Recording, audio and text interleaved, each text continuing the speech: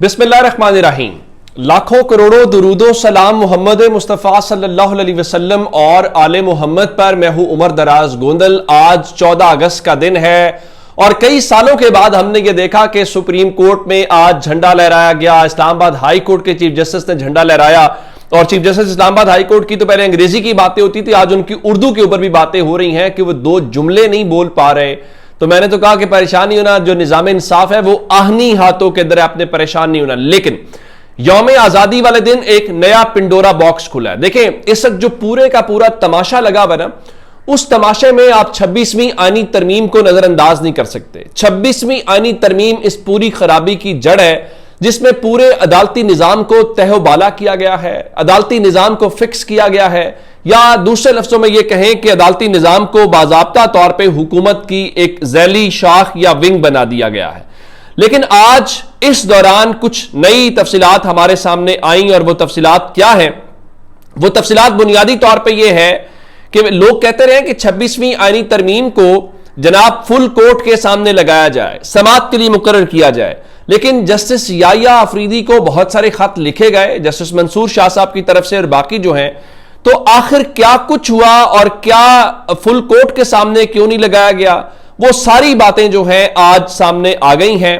और उस सिलसिले में मालूम ये पड़ा है कि 31 अक्टूबर का एक इजलास होता है। ये जो मिनट्स हैं ये आज खुद सुप्रीम कोर्ट के वेबसाइट के ऊपर जनाब याया अफरीदी साहब ने उसको पब्लिक किया है। इतलात ये पड़ती हैं कि 31 अक्टूबर को एक इजलास होता है और उस इजलास में यह फैसला किया जाता है कि जो 26वीं आईनी तरमीम के खिलाफ केस है वो फुल कोर्ट के सामने मुकर्रर किया जाए। और फुल कोर्ट जो है वो 4 नवंबर के दिन इस केस को समाअत के लिए मुकर्रर करने का फैसला होता है। और उस वक्त सुप्रीम कोर्ट में 13 जजेस होते हैं। अभी नई तयनातियां जो है वो नहीं होती, लेकिन उसके बाद यह फैसला होने के बावजूद भी कि पूरी सुप्रीम कोर्ट बैठेगी, आखिर ऐसा क्या होता है कि जो चीफ जस्टिस हैं वो जनाब फुल कोर्ट के सामने मामला लगाने की बजाय वो आईनी बेंच के सामने लगा देते हैं। अब चीफ जस्टिस खुद भी 26वीं आईनी तरमीम के नतीजे में बने और आईनी बेंच भी 26वीं आईनी तरमीम के नतीजे में बना, तो उनके सामने कैसे फैसला लगाते हैं, ये एक बहुत ही इंपॉर्टेंट चीज है। अब होता यह है कि केस फिक्सिंग का जो इख्तियार है वो सिर्फ जजेस आईनी कमेटी के पास है। ये बात ठीक है और जजेस आईनी कमेटी में फैसला हो गया कि जो है वो ये जाएगा फुल कोर्ट के पास। लेकिन उन्होंने कहा जी आर्टिकल 184 की शिक 3 के तहत ये जो दरखास्त है वो सिर्फ आईनी बेंच ही सुन सकता है। अब हुआ क्या, इस दौरान उन्होंने ये कहा कि अगले नवंबर के अंदर, यानी अक्टूबर में फैसला होता है 31 तारीख को, और अक्टूबर 2024 में सुप्रीम कोर्ट के 13 में से उन्होंने तमाम जजेस से राय ली और उनके मुताबिक 9 जजेस की राय ये थी कि 26वीं तरमीम का जो केस है वो आईनी बेंच ही सुने। अब सवाल यह है कि जब आपने उस कमेटी से फैसला हो गया कि यह जाएगा फुल कोर्ट के सामने, तो फिर सुप्रीम कोर्ट के तमाम जजेस से राय कैसे ली गई या क्यों ली गई? क्या बाकी तमाम केसेस के अंदर भी सुप्रीम कोर्ट के तमाम जजेस से राय ली जाती है? एक सवाल। तो फिर जनाब ने फरमाया कि तमाम जजेस पर मुश्तमिल बेंच का मुकदमा सुनना आइन की मंशा की सरीहन खिलाफ वर्जी होती, ये जनाब चीफ जस्टिस का इख्तियार वो फरमा रहे हैं।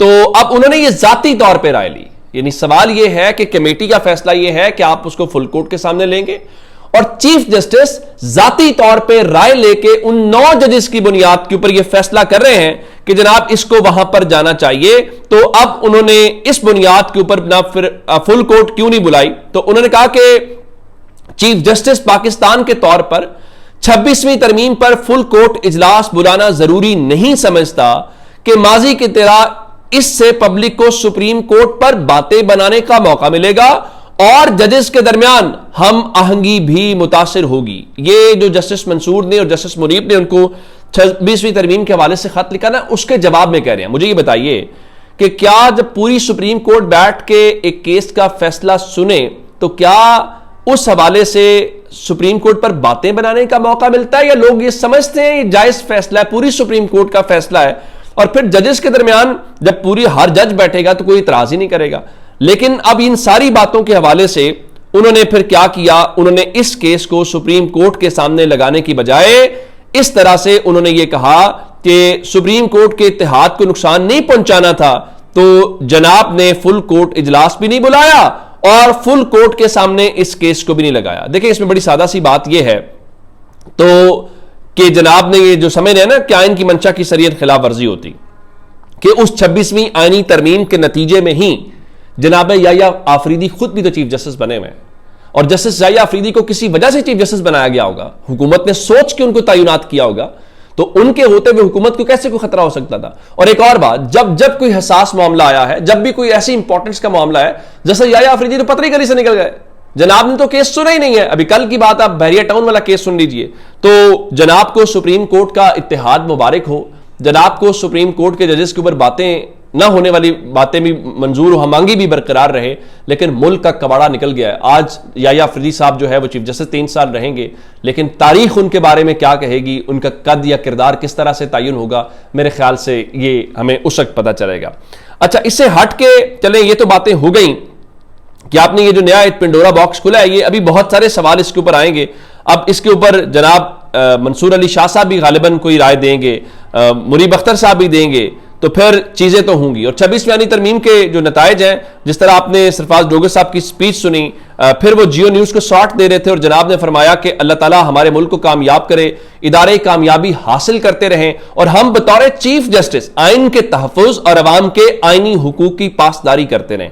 जनाब डोगर साहब, अगर ये आइन और पाकिस्तान के लोगों की हुकूक की पासदारी है, ये हाल है अगर उस दौर में, और अगर आपने पासदारी ना की और आपने फिर पाकिस्तान के लोगों के साथ क्या होगा, वो बहुत एक इंटरेस्टिंग है। अच्छा, उससे आगे ही चले, आज 14 अगस्त है।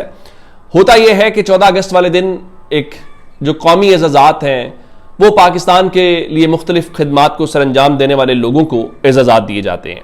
अब से थोड़ी देर पहले इस्लामाबाद के अंदर एजाज़ात देने की तकरीब जारी थी, और एजाज़ात किस किस को दिए गए हैं, आप जरा नाम सुनते जाएं तो फिर अगली बात करेंगे। इस लूट सेल में, वो कहते हैं ना जैसे दुकानों में ब्रांड्स के ऊपर लूट सेल लगी होती है कि आओ सस्ती चीजें खरीदो और लूट के ले जाओ, ये बिल्कुल वैसी सूरत हाल थी। जरा मोहसिन नकवी साहब को भी आज पाकिस्तान का कौमी एजाज दिया गया है, अता तारड़ साहब को भी कौमी एजाज दिया गया है, आजम नजीर तारड़ साहब को भी, गालिबन उनको तो 26वीं आईनी तरमीम के लिए दिया गया होगा, तो उनको भी अवार्ड दिया गया है। जनाब इसाक डार साहब को भी कौमी एजाज से नवाजा गया, निशान इम्तियाज से। ख्वाजा आसिफ को भी कौमी एजाज से नवाजा गया है, और उसके बाद जो है बिलावल भुट्टो जो है उनको भी निशान इम्तियाज दिया गया है। बताया गया कि उन्होंने आलमी दुनिया में पाकिस्तान का मुकदमा बड़ी उसकी तरवीज की है, मौसर अंदाज में पहुंचाया, और उनके वालिद साहब अपने बेटे को आज ये एजाज दे रहे थे। और उसके बाद जो है इन सियासी शख्सियात के अलावा जो एक और सेनेटर बुशरा अंजुम भट्ट हैं, उनको भी हिलाल इम्तियाज दिया गया है। तो वो तो खैर सदर साहब का शुक्रिया अदा कर रही थी। उनके अलावा जो मिलिट्री लीडरशिप है, जो chairman joint chief of staff committee है जनरल सैयद शमशाद मिर्जा, उनको निशान इम्तियाज गालिबन मिलिट्री दिया गया है, और फील्ड मार्शल को हिलाल जुर्रत का एजाज दिया गया है। शहबाज शरीफ भी वहां पर मौजूद थे। हाँ, एक खबर इसमें जरूर थी, और वो ये थी कि अंसार अब्बासी साहब, जिनका ताल्लुक जियो न्यूज और दी न्यूज से है, उन्होंने आज ये जो एजाजात दिए जा रहे हैं उसमें उन्होंने मार्का हक अवार्ड लेने से माजरत की है। चलें, कोई तो कम अज कम ऐसा है। शामी साहब और बहुत सारे दीगर लोग हैं जिनको आज ये एजाजात दिए जाएंगे। अब मुझे नहीं मालूम पड़ता कि अगर मैं गलत नहीं हूं, मेरी जरा रहनुमाई कर दीजिएगा, ये पहली हुकूमत होगी जो अपनी काबीना को, अपने वजीरों को, अपने मुशीरों को और अरकान पार्लियामेंट को एजाजात दे रहे हैं। मालूम नहीं है कि इससे कौमी एजाजात की कदर बढ़ी है, उनकी कदर कीमत में इजाफा हुआ है, या वो बेवकत कर दिए गए हैं। अपना बहुत सारा ख्याल रखिएगा। खुदा हाफिज।